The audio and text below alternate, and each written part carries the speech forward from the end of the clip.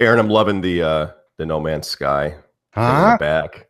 Yeah, Your no, your case. the product placement. Yes, yes, yeah. He got me hooked.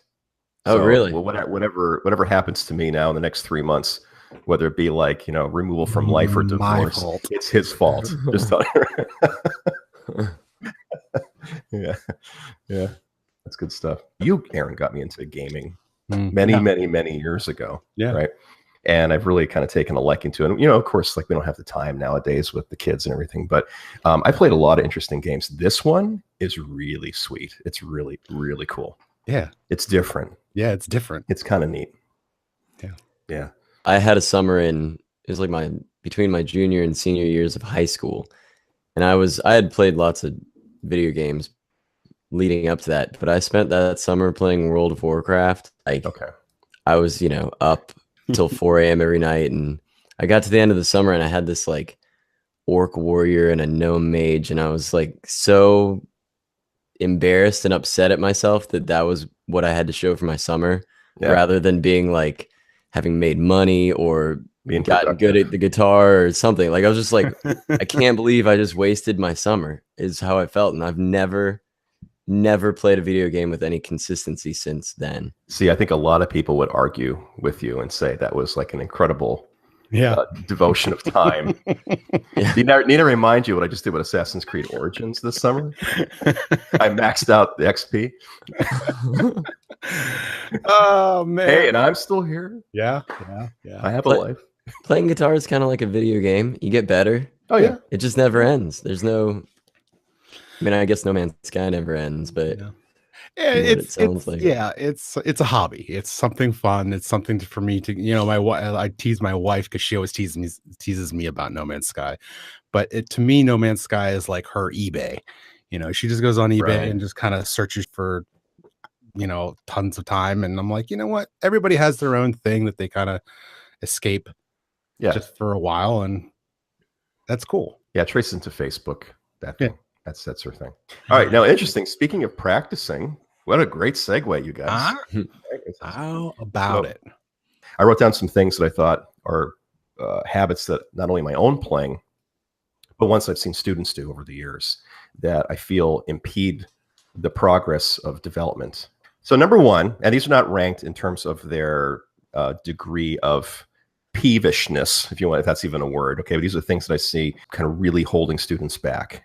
For me, number one, inconsistent days and times. And what I mean by that is what I've seen over the years in the studio with students is they chunk practice. Now, I think chunking is an important technique we can use. Like, in other words, for me, if a student says, I want to chunk practice, that literally means for me, like I kind of put certain focus areas into different aspects, excuse me, of the day. But when I hear chunking and I talk to students about it, what it usually translates into is that it's inconsistent. So what they'll do is, instead of practicing Monday through Saturday or whatever lesson day is, and they've come to me and they have 7 days of practicing, and they'll practice the night before, or they take a Wednesday and they play for 2 hours and call it, that's their practice week. And what I found over the years is that it's not really about how much time you put in, it's about the consistency. So doing things daily. I mean, I remember when, we used to teach this all the time, right, Aaron?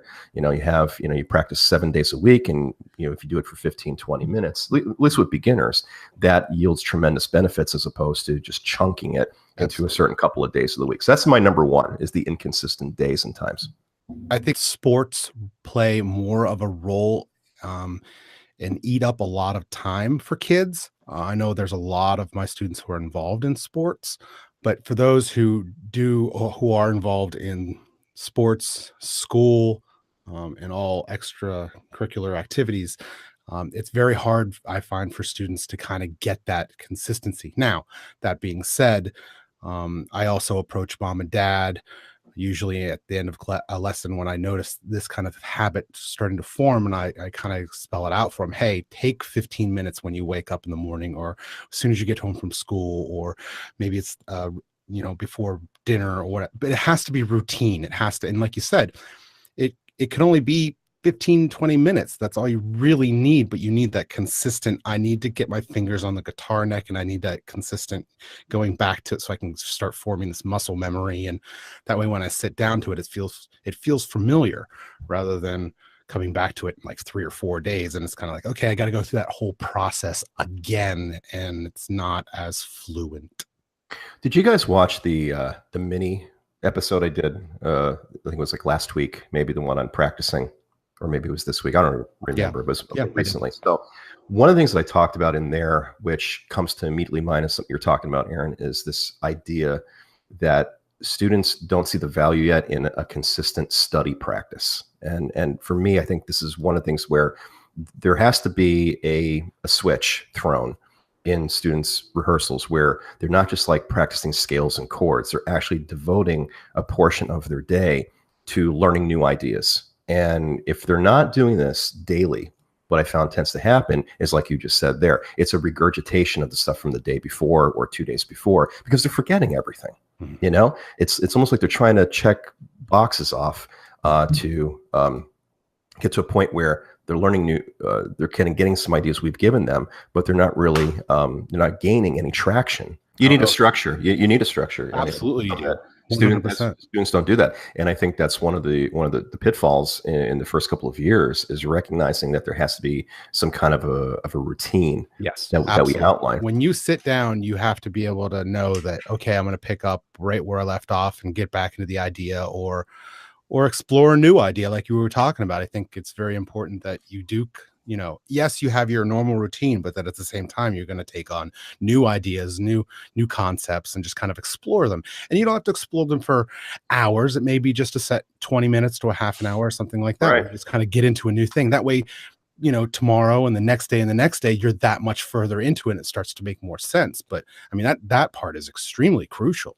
Well, this is not one I have on the list, but I'm not going to treat it separately. We'll just kind of throw it in here because it kind of connects. Is within that structural practice, I would always read. I find that students are not reading things. They're not reading new ideas.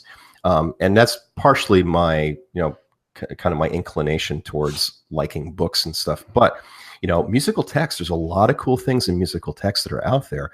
I remember, this is how I feel. I've really gotten over those plateaus in my playing by taking books that I think were really important in the musical canon and reading them, digesting them, and then applying them to in a structured way. Like I actually, Joe, I want to get to your schedule as Aaron was talking about just a quick second. But when I hear that kind of stuff, I'm thinking, yeah, I remember doing that. I remember, being in my teens or my early 20s, like actually having a structured practice routine out where, let's say for an hour from like 3 to 4 p.m., I was reading new texts and applying new ideas. And that, I think that dedication and discipline, really yielded a lot of good results later on. Maybe not in the immediate, but in, let's say, a year down the road or a few months down the road, I was doing new things on the instrument that I was like, wow, I didn't even really know that certain harmonic rules or certain rhythmic rules or whatever modal rules applied.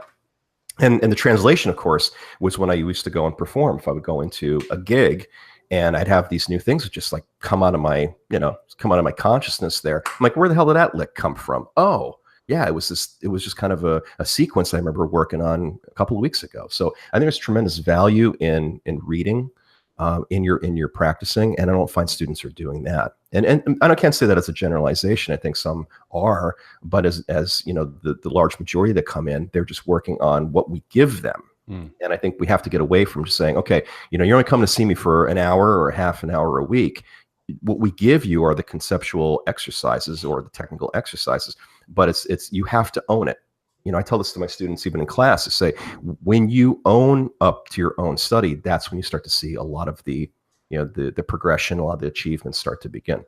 I want to tag on to the reading bit. I mean, I think reading's great, and I have certain books that I'll read about music, and that will lead me to wanting to practice the ideas that I'm reading about. But whether it's a technical magazine like Guitar Techniques or an autobiography of a musician or something, but I find that in my structured practice, I've started putting in more listening. Absolutely. I find if I'm about to start, I mean, I do what you're talking about. I have a notebook, and I can tell you what I did at 12:45 p.m. on Tuesday, some day last year. Right. Right. I was Okay. doing 15 minutes of I this get jazz, like whatever it is. But I've started listening. I'll dedicate serious, like closing my eyes, 5 to 10 minutes of listening to a musician or a style before trying to practice that style. And I find it's incredibly helpful. I mean, and if I'm about to learn a song, I I used to be really bad about, I would just try to read the song out of the real book or the Jamie Aebersold book and just try to play it. And listening to the song is incredibly helpful. Like getting a couple solid listens and listening once for the, maybe for the melody, and then another time for the drums and the bass. And so I find a lot of my students don't listen to enough music. They want to play, they want to learn to play guitar or piano or whatever it is, but they don't know any music. So anyway, I've created this listening guide that I give to all my students now, and it's a part of our lessons now. I assign them songs to listen to, and I try to, tailor it to that student, what they seem to like, and they have to like tell me what they liked about it, and we talk about the music. And Yeah, that's great. I've found it's already yielding huge results, because they, if a kid listens to, I find out a kid likes the Beatles a lot, and all of a sudden they like Revolution, whatever, we can work on teaching that kid that song. And so they're not just like playing the, Ode to Joy out of the guitar book. They're actually finding music that inspires them. And yeah, so I think everyone needs to listen and put dedicated listening time into their practice schedule. When we were in music school, this was a class, remember? I mean, we had to do listening exercises. And I always found it fascinating that what we teach our students is an oral art form, yet they're not listening to things. They don't know how to actually sit, I don't want to say in a meditative way, but I think if you guys ever practice meditation, it's like there's a lot of parallels to that, where you're kind of like paying attention to the immediate. But in our case, you're paying attention to the immediate oral environment. So I think it's great that we can get our students to think about, okay, we have a listening exercise, but what do we do with that listening time? That's the other thing. It's easy to say, just listen to this piece, not just hearing it, but actually actively listening to it as we were taught in school. But they don't even understand what that means. So we have to teach them, okay, now frequencies exist in ranges, and, we're in a musical environment where everything has its own particular space. Aaron can probably jump in a lot more on this one than I can, but like hearing things in panning is an important practice, hearing frequencies on the left as opposed to the right, what that means. There's something you guys should really check out. So there's a professor, his name is Al Bregman, Brgman, and he teaches up at McGill University. And he did this study. He was actually a cross between music and psychology, and it was called auditory scene analysis. It's called ASA theory. Check it out. It's a study that involves how music operates in terms of acoustical processes in your brain. So, okay, here's a good example of what he talks about. Like, you ever wonder about this? If we hear a violin sound, what is it that makes us recognize it's a violin and not a guitar? Think about that for a moment, right? I mean, it's a musical tone, right? It's the same G or G sharp or whatever that the string is producing. But what is it about the guitar string that we can recognize as a guitar? What is it about a violin producing the same note? We say that's a violin. Well, this guy Bregman talks about all this and how it works, and he'll say explanations like it's about the partials, the different wavelengths that kind of are processed. So when he gets into listening exercises, he is training people to be able to, like, in a sense, not audiate in the mind, but hear things separately. Like if we're in a room and there's a lot of people talking, how is it their brain knows how to zero in on one conversation and parse that conversation out from the aggregate or the collection of noise in the room? It's the brain processing sounds. So getting back to how we can bring this into our personal teaching, I think we need to do a lot more of the active listening with our students, so they can sit there and say, oh yeah, it's not just about like playing a couple of riffs. Like, it's actually, we can sit down with a musical piece and learn to listen through it and be able to figure things out. And then from there, right, everything that we talk about now makes sense. We talk about intervals, or we talk about chord shapes, or we talk about scale forms. They can hear that stuff. They can hear major as opposed to minor. It actually makes a lot more sense now. They can hear where a dominant is moving to a tonic, right? if we're lucky enough, they can hear secondary dominance. Maybe I'm not that good, but that's kind of the goal, is get them to kind of feel through that musical space through their listening practice. So yeah, I think it's great. I mean, should we build that into practice routines? Yeah, put into a 10 or 15-minute active listening exercise, every day, and do that. Yeah. Since I work with Pro Tools a lot, I try to bring up a famous track, would be it whoever, and I'll try to kind of take students and do it track by track and say, okay, let's listen to the guitar here. Hear that guitar. Okay, let's put it into the mix. And all of a sudden they're like, whoa, okay. Never even knew that really happened. And now when on the playback, we listen through it again, it's like, oh, I can start to hear these things happening individually. It's kind of funny. There's a lot of times when there'll be a student who requests a song to play, and my initial thing is just kind of say, okay, hit play. And then I'll just kind of stare off, and they kind of look at me like, what are you doing? And I'm like, oh, sorry, this goes away. This isn't happening. It's all here. This is where my focus is. I'm just listening to what's going on. Ooh, do you hear that guitar? Okay, now there's a second guitar coming in here.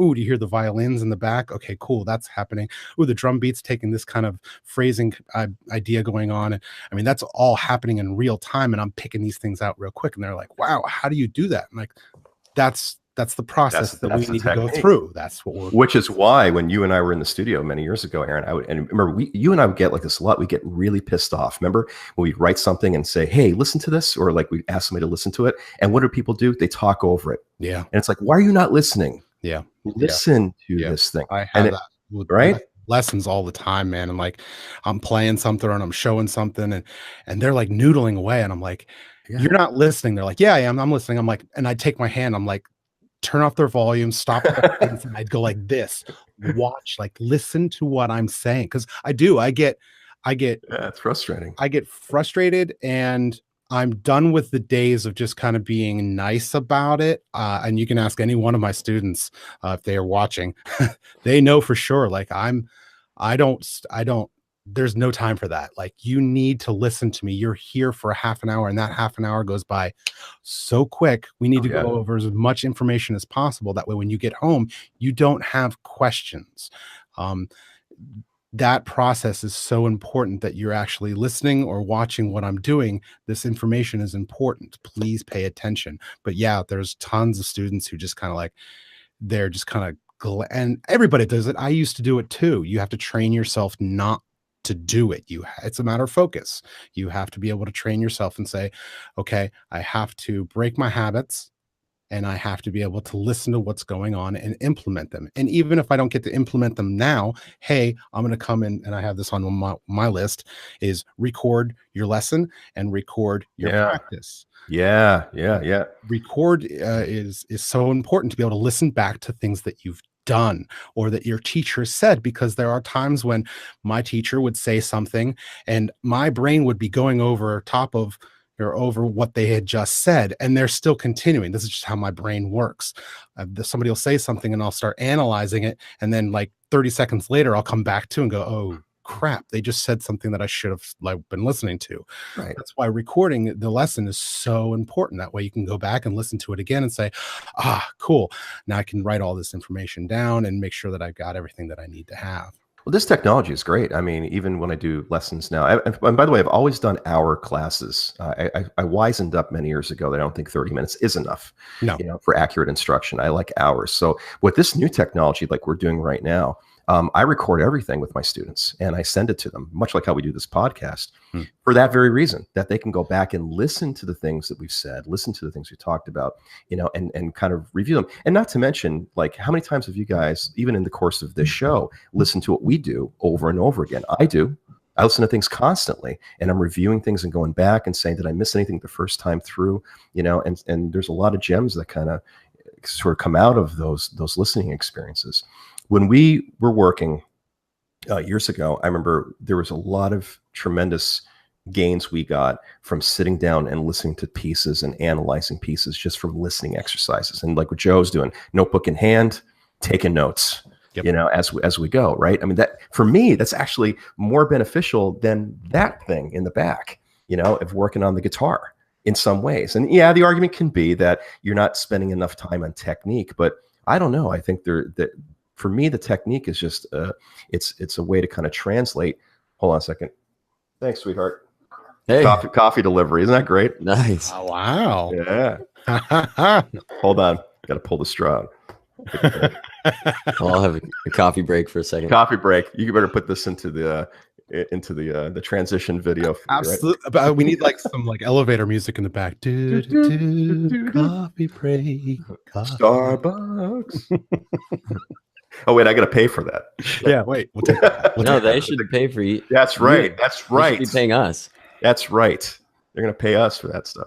Yeah, it's just like spending time listening, I think has better value than translating it over to technical practice. You know, I mean, it's Okay, so I'm reading this book by oh shoot, where is it? Oh man, I'm gonna have to go get the book. But I'm reading this book, and he talks about technique, about it, how it's just allows you to translate what you hear in your head to your instrument, and that's like you shouldn't be practicing technique for the ability to have flashy technique. Like you need technique, you need your technique to be good enough to where you can play what you hear in your head, and that's the whole purpose of it. So, was this Victor Wooten's book? yes, Okay, it's called The Music Lesson. The Music Lesson. Yeah. I'm like halfway through it now, and I've been reading it, and it's been affecting my teaching. As I read each chapter, I tend to I have it on my mind, so when I go into my lessons, I'm like relating. That's the point of the reading aspect, you know, is to bring those things into the forefront of your work when you're sitting down. Yeah, it's a really great book if you want to get a different outlook on music, because he thinks about music differently than I tend to. But it's been great. I mean, like I said, he plays music. He doesn't practice scales to practice scales. He plays music, and it's, you know, that's kind of what his book's about. And he's a technical monster. Yeah. That guy. That's a good example, right? You know, and I think it's important too for our listeners. You know, I think the times have changed a lot when we were grinding out scales and modal runs and all that stuff through the 80s during the shred era. It was the opposite. It was like you had to practice all that stuff, you know, in a really kind of quick manner to translate that to the music. Okay.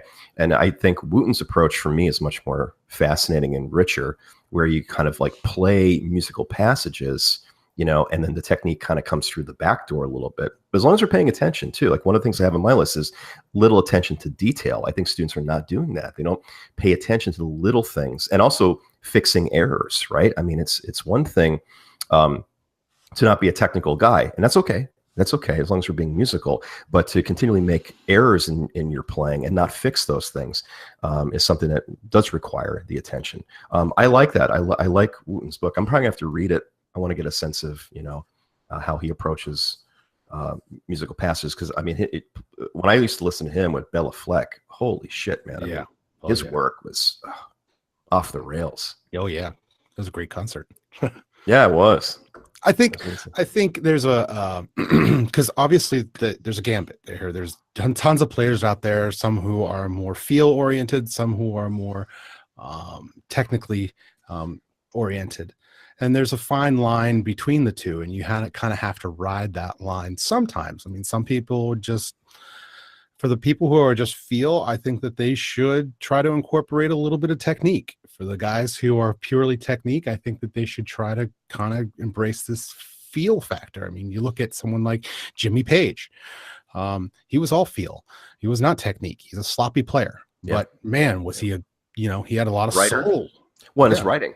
I mean, in the studio, what he did in the studio was just absolutely, you know. And I was the other way. I was all technique, and it took me a long time to learn feel, a long time, because I was not geared that way. I was more like, that's why I always loved like guys like Neil Peart, because, you know, he was always about precision and placement, and that was how I was in my guitar work until I was about like 22.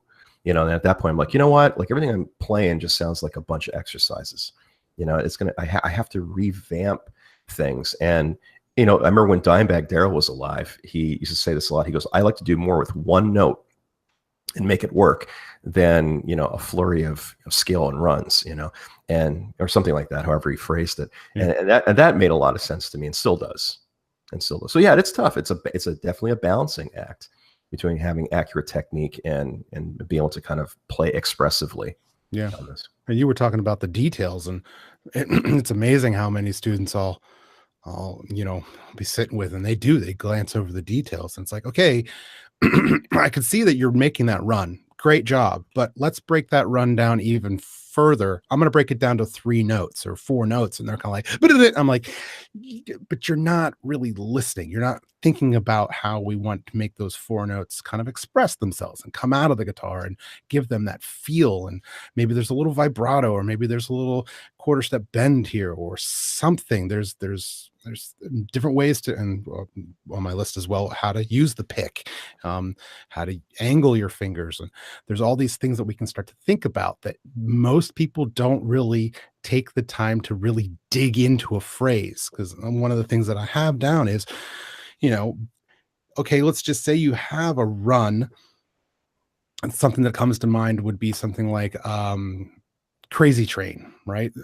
There's that first little, Randy does this quick little lick right as soon as he starts getting into the main riff of the verse, and he does this real I think descending line down the A, right? Down the A right. scale. Yeah. Yes. Okay. So he does this descending line, and most students have a tendency to just try to do the whole line. And it's like, okay, first of all, we're not Randy Rhoads.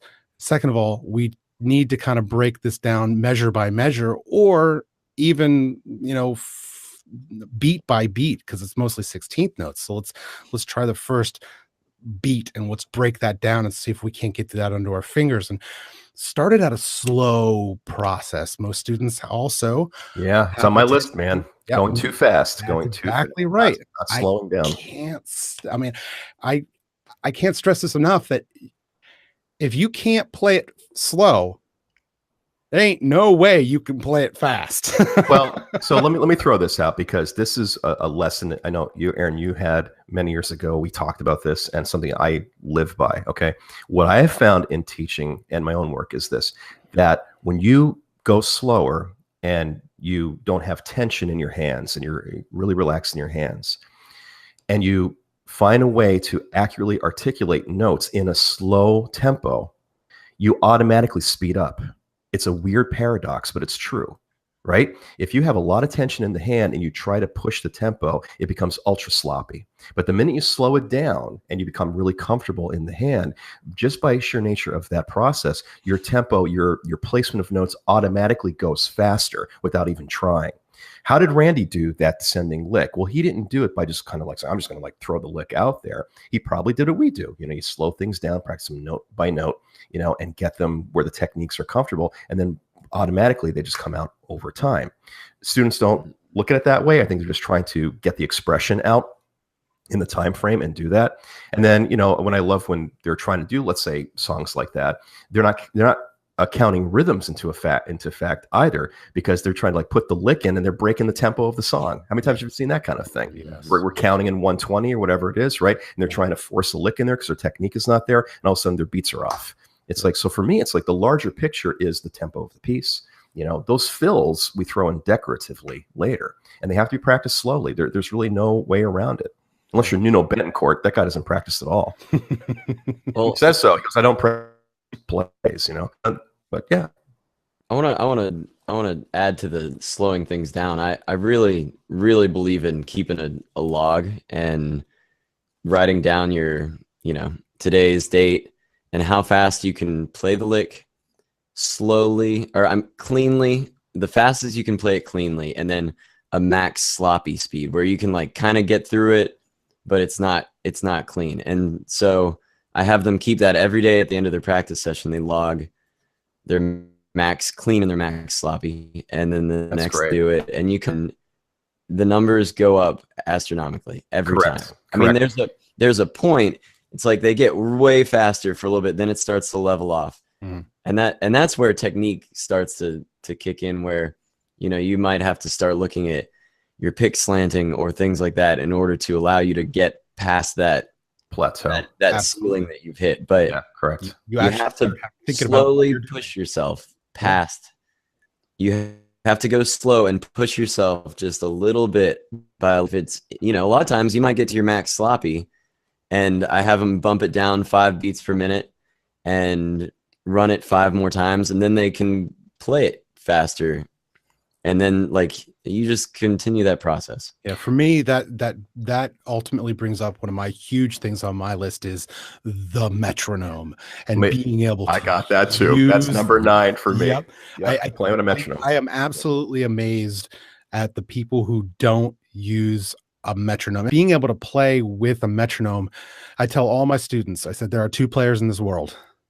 There are sloppy players and there are people who play with a metronome, and you can tell between the two. Anytime when you get on stage or a performance, you can absolutely tell the person who plays with a metronome and the person who doesn't play with a metronome. You don't want to be that guy. We're going to lock into a beat. That's so important, mainly because when you're playing with a drummer, you want to be able to play in what is called the pocket. And you want to be able to sometimes push that pocket, sometimes for like a chorus, or lay behind the pocket. And that kind of gives it that kind of slinky kind of feel. But unless you play with the metronome, you're never going to be able to do that. Jeff Berlin's against it, right? Did you know that? Against the metronome? Yeah. Oh, yeah. Yeah. I've heard him talk, and I agree with Jeff. I really do. But I definitely think that there has to be time dedicated to using the metronome. I'm not saying that you have to use it all the time. I'm not saying that you have to be a technical player. But I'm saying, again, for the people who over here rely more on feel, I think it's imperative that you at least start working with the metronome. That way you're not, there's a lot of people out there who have no internal rhythm whatsoever. And as a matter of fact, it's terrible. Well, so I remember many, many years ago, if we're talking 20 some years ago, I played with a bassist. Really good player, but his sense of rhythm was so, for lack of a better word, atrocious that you couldn't play with him. You couldn't follow along. I was a metronomic player. I played with a metronome much in the same way Joe just talked about. Like every day I'd have a logbook and I'd record my top speed and I'd push it a little bit and I'd back down the BPM. And he's right. Joe's right that over time your BPM increases. But more than speed, what metronomic practice taught me was how to feel the rhythms. How to feel within a space. Al Di Meola does this great thing, and I'm not sure where even you can find it, maybe YouTube, where he talks about when he played with Chick Corea. Okay, we're talking like these rhythm guys. Yeah. Mm-hmm. That Chick had this really cool way that he would know where the beats were, but he would intentionally play around the beats. So if like a beat was going 1, 2, 3, 4, 1, 2, Chick would be like bop, bop, bop, bop, bop. But like intentionally off it, but he knew the pulse. He knew where the pulses were. For me, metronomic study teaches us how to feel those pulses and how to feel them at different tempos, right? I remember when I worked with Paul Barsom, he was incredibly good at like hearing something and can tell you exactly what BPM it was. I can't do that. I'm not that good. But he could say, oh, it's at 142 BPM. He could feel it. It's amazing. I think that kind of stuff is really key for us to kind of feel the pockets and kind of where we're playing, but again, we're not doing that. I think that's not being taught nowadays. The other thing that I want to throw in there real quick is that coming from a recording background, it's a nightmare when somebody doesn't know how to play with a metronome. I mean, that's true. You can't count in. It's a nightmare. And yeah, you're right. Quite honestly, most studios, if you come in and a drummer can't play with a metronome or a guitar player can't play with metronome, most often they'll turn you around and say, come back when you can. Oh yeah. Yeah. Oh, very much. Oh, I didn't know that. Wow. It's you need to be able to play to a grid. That way the whole process is easy to manipulate. I'll say it this way, from a price point, the engineer is going to spend a lot more time trying to fix things versus if you can play to a click and be able to grid things a lot easier. It's just time saving. Very much so. One of my friends, you guys ever hear of Tommy Winder? Did that name sound familiar to you? Local drummer. He's my age. He was born a week after me. So he's 42. He just passed away about 3 weeks ago died in his sleep. and one of my great friends. I grew up with him. Well, anyway, Tommy, and I'm not touting this. I mean, I'm not just kind of blowing smoke. Probably one of the greatest drummers I ever worked with, and just incredible natural talent. Played with Clapton, dude. He actually sat in with Clapton. I have pictures of him doing that. Well, anyway, one year he played with Trans-Siberian Orchestra. They were just like, he filled in as like a fill-in drummer. And I remember he told me this. He said that, when you play with TSO, they play to a click. You have to wear the cans because everything in the show, have you ever seen Trans-Siberian Orchestra? Everything is timed in their theatrics.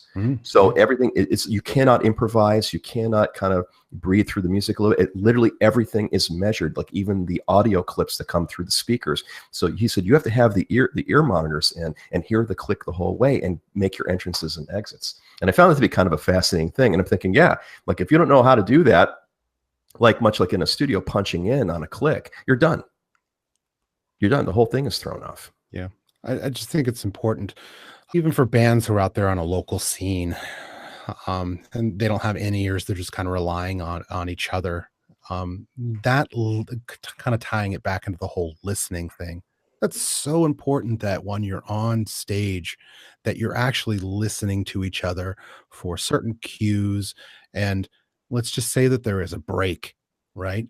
And all of a sudden there's a moment of silence, and then the band has to come back in on that beat, whether it's on beat 1 or maybe it's on an upbeat or an E on a 16th, maybe it's on an E or an If you don't know time and you haven't practiced with time, you're going to be that one guy who consistently misses that lead in. And you don't want that, not only because, it points you out as that guy, but more importantly, the music doesn't come across the way that you as a band envisioned. And that's extremely important, that you guys kind of bring that message, the music, across to the crowd that you're trying to. I mean, that's the whole reason that you're there.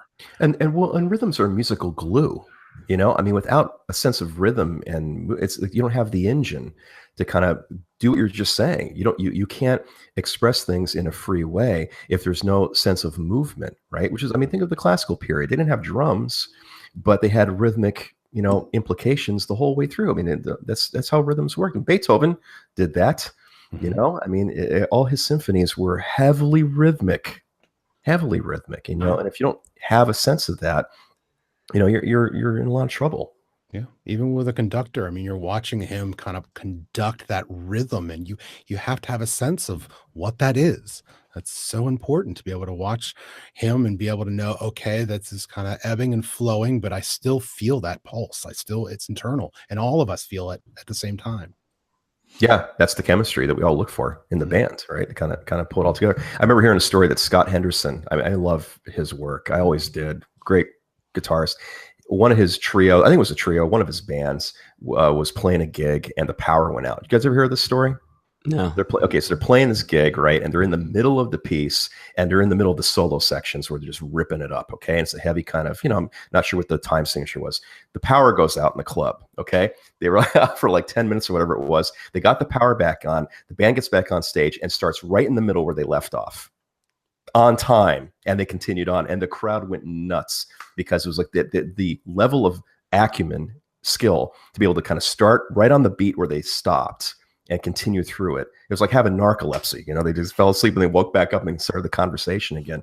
But that's it. That's the level of musical skill that we want to see all our students have and try to cultivate in them. And hell, I'd like to have that too. Right. I want to go back to this tempo thing. We were touching on it. You were talking about not somebody being able to hear a song and be like, oh, that's 142 BPM. Yeah.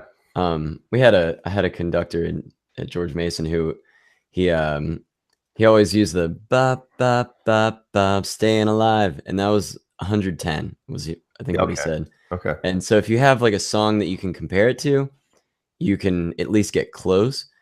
And what I've found, I kind of have a personal system I use, and I have a way of moving around the fretboard, and I've figured out how fat I know back to the max sloppy and the max clean stuff. I know how fast I can play something. And if somebody, if I sit in a jam session or somebody counts off a tune faster, slower than I'm used to, you can save yourself a lot of heartache if you know the tempo that they're playing at, and you know that you can't do your 16th notes at that tempo, instead of trying and failing, improvising, you can drop back down to triplets or something. I found that it allows me to know what I'm capable of and how I should approach a solo from a speed point of view. So you're saying that you have like this reference point that you always go back to in terms of your rhythmic values. I know with certain types of licks and movements around the fretboard, I can only go so fast. So if the song is faster than that, I'm not going to try to do that. I'm not going to be able to do it. It's just going to turn into a sloppy mess. It actually keeps me from embarrassment trying to, people don't realize that I can't go any faster. They just think I chose to go at the speed I'm going at, but I can play it cleanly. Right. You can approach the phrase a little bit differently or whatever. And then they kind of think it's more of an artistic thing, but that's much better approach than saying, okay, I got to play the lick and it's going to sound terrible, but I played the lick. Yeah. This could be a different conversation, but when Joe's talking about that, it reminds me of what I do with pitch. Yeah, like I was just. Did you think about that too? I was thinking about subdivisions in F sharp. See, he knows me. This guy, like, he knows, like, this could just be like, I don't even have to be here. I'll just have a cardboard cutout, and Eric could speak through like I'm a ventriloquist dummy or something. Yeah, absolutely. It's true. He knows what I'm about to say. Yeah. So I don't have perfect pitch. I have a really good relative pitch. We all heard this story, right? That was it like 95% of the population has relative pitch, right? The very small percentage has perfect. But when I was teaching this kind of stuff, I would teach my students to have a relative pitch point. So for me, like I can hear F sharp immediately because, I think of Subdivisions by Rush. And that opening in F sharp, and it just always sounds that way to me. And I don't know, it's like 4 or 5 different relative pitch points that I always pick out. Owner of a Lonely Heart by Yes, that's A. So whenever I hear an A, I think of that piece, and that makes sense to me. Joe Satriani's Flying in a Blue Dream is in C. So I hear C's, I think. So I'm always kind of going to a relative point that makes sense to me. And then from there, I know where I am. And when I do that, for people who are not in my head processing it, they're like, do you have perfect pitch? No, but I teach them that system. So that makes sense to me, having a relative point. I never did it for rhythms. That's interesting. I never did it for rhythms. I may want to try that, having a relative rhythm tempo and kind of seeing how that kind of goes. There were a few points in my playing career where I couldn't play things up to speed. But what I used to do then was change my technique. I would always play the lick and play it articulately, but if I couldn't pick it fast enough, I would move to something like a legato hammer-on or something like that to make it still work. So I was never thinking I couldn't do the rhythms the right way. I was just thinking if my technique is not allowing me to articulate that rhythm, I'm just going to change the technique. That usually worked. You have a great point. I was trying to think of how within I think of my like, Eric Johnson type movements versus my more Stevie Ray Vaughan blues based movements. I'm trying to think how I could actually physically change those techniques, because it's not like the 3-note per string. If I was doing more of a Paul Gilbert kind of, triplet 3-note per string kind of thing, you can switch to legato versus alternate picked, but can't always do that when you're moving across the strings. Okay, well, let's address that. I went through an Eric Johnson phase. Aaron remembers this. When I was like, I wanted to do his pentatonic stuff because I was just like blown away by, not Cliffs of Dover is great, but like I love the solo in Desert Rose on the Avia Musicom record. And there was a time probably in the early 2000s when I wanted to master that pentatonic thing. I could never do it. I could always get it. But looking back on it, I can do a lot of cool pentatonic things because of all that grinding I was doing on Eric Johnson. And it took me many years to realize I don't want to be Eric Johnson. Not because I can't get to his level of technical proficiency, but if I did, what would that mean? That means I'm just a clone. Right. I don't have a voice to myself, but be that as it may, right? Let's talk about that quickly. Pentatonics, the problem with pentatonic forms, and not so much a problem, but a technical area, is that if you're talking about alternate picking, right? Any even numbered notes per string actually have a similar or homogenized pick stroke pattern. So in other words, like down and up if you're alternating all the whole way through. I've always used 3-note per string because it changes the pick pattern: down, up, down, up, down, up, down, up, down, up, down, up. So when you cross over the strings, that changing alternate pattern makes for a really kind of fluid transition vertically from 6th string to 1st string. When you're in pentatonic form, it's always boxy, and it's hard to make the jump, let's say, an upstroke to a downstroke. I always found that kind of be really challenging. What I started to do to make that go a little faster is I did develop a system where, and I have to pull the guitar out to really demonstrate it, maybe on a mini lesson or something. But I would do a thing where I was doing a lot of Eric Johnson licks in hammers and pulls. And I actually, at one point in my work, what I started to do is actually convert pentatonics, this is interesting, to 3 notes per string. Yeah, that's cool. Yeah. And so you get, and it depends on like the pattern you're using. Sometimes you get a little bit of a unison repeat or something on a note. But I found that when I convert pentatonic scales into 3-note per string patterns, then what I typically do in my techniques translates over, and I get a kind of a similar sound to what EJ was doing in his own work.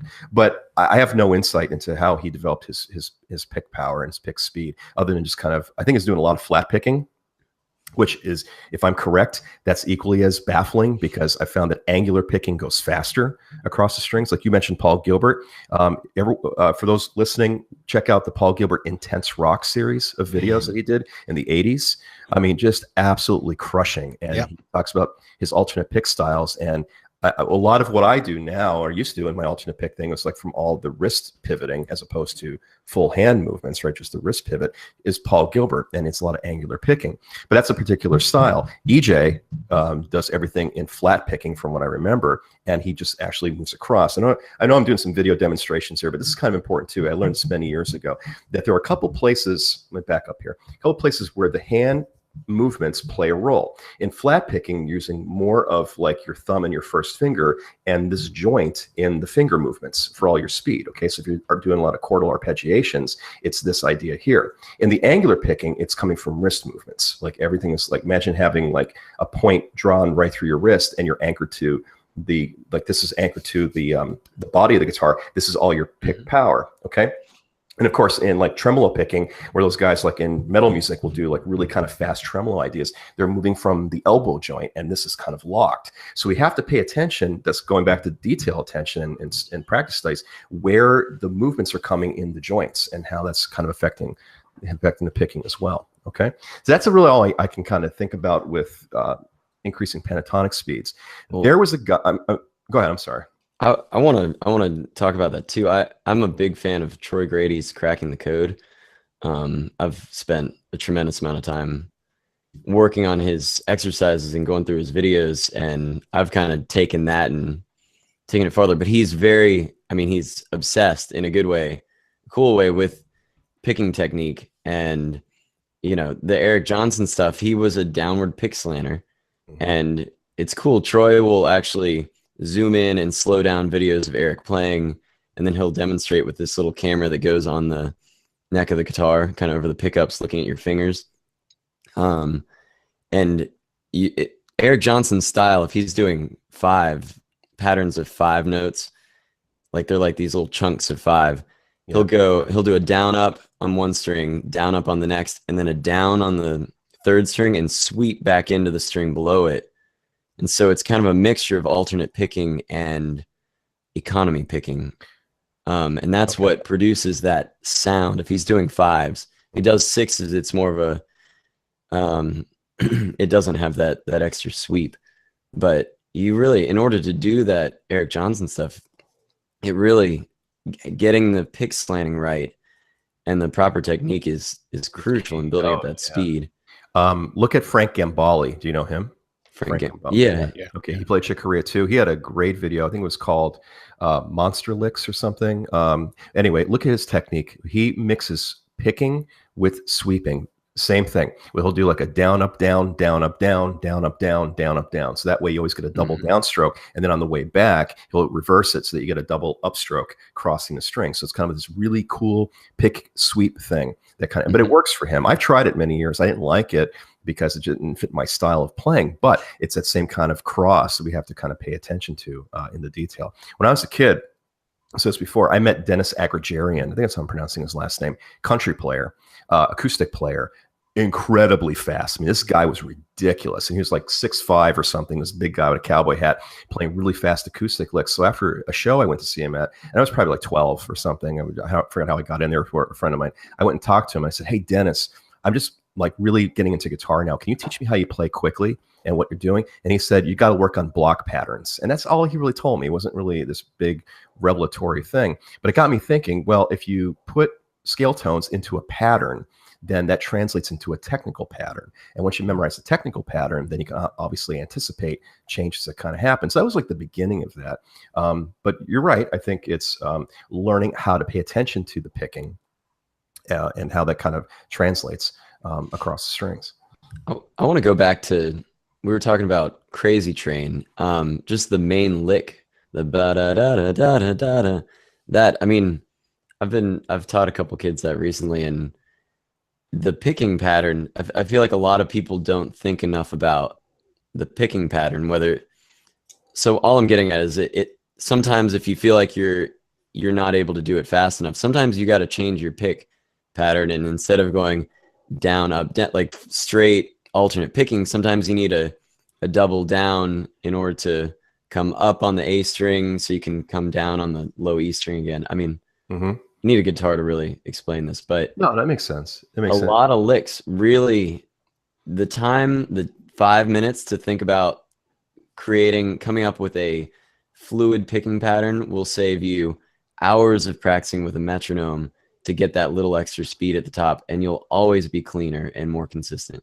Well, students do this a lot. I'm sure you guys have experience too. They always pick a lot of downstroke when they first start. James, right, and they're trying to kill their hands and the minute you introduce alternation, it's like their speed increases and they're more relaxed, and it's like So you're right. I always get the James Hetfield. Oh, but James doesn't. Like, oh yeah, I'm like, yeah. Okay, he's the one. And we got to be careful too, because I remember over the years, I was guilty of this. I was like, when Andre Segovia was alive and teaching, he would really bully many of his students to doing what he did technically, right? Just because, I mean, he was an amazing master. I was kind of guilty of this in the early days, where I would like say, well, you got to change your pick pattern or pick style because it doesn't look good. But I'm starting to realize too that I think it's more important to develop your own technical voice and then learn how to pay attention to how to manipulate it. Yeah, I wholeheartedly agree. I think it's important to learn the rules, sure, but then know that you can break them. I mean, look at Marty Friedman and look at his look at his right hand. And I can't tell any students that that's wrong, because obviously Marty's amazing and he does it very well. But so unorthodox. It's so unorthodox. And every time I kind of show students that because we have this conversation of like what is right and what is wrong, and there is really no such thing. There are only kind of things to look out for, and try to kind of make your playing as smooth as possible. So I'll show them the video of we'll go through the whole talk, and then I'll show them the video of Marty, and they're kind of like, whoa. And I'm like, yeah, see, like there's a point where there are rules in what I'm telling you to do, and I definitely suggest practicing these rules, but I'm not going to tell you that you're wrong in what you're doing. Just know that there are things that we need to look out for, because we're trying to make it number one, make it so your playing is efficient, and ultimately sometimes some bad habits get you into physical problems. I know that I personally used to ride like right here against the back of I don't know if you can see that or not. Back of the neck. Back of the neck. And I did that for years, to a point where I would start playing, and as soon as my thumb would actually touch, like even the lightest touch of the neck, it was painful as all get out. Like it was like I was starting to create a node there where I just touch it against the neck, and it was like, oh man, that's terrible. That hurts like son of a gun. So I had to relearn how to, ride the thumb on the back of the neck. And then it's never happened since, but I was in a bad habit. I mean, you kind of have to, you have to get over these things. Yeah. Well, there are some proper techniques for how to really hold the guitar right? And how to kind of get in there. But again, you mentioned in the list you sent, I think it was last night in preparation for this, you said something about like holding, when can we bring a thumb over the top of the neck? There are places where that's appropriate. And Jimi Hendrix did a lot of that because he was thumbing bass tones. Yeah. Eric Clapton. Yeah. So I think getting back to something we talked last week with the stylistic interpretations, that governs technique a lot as well.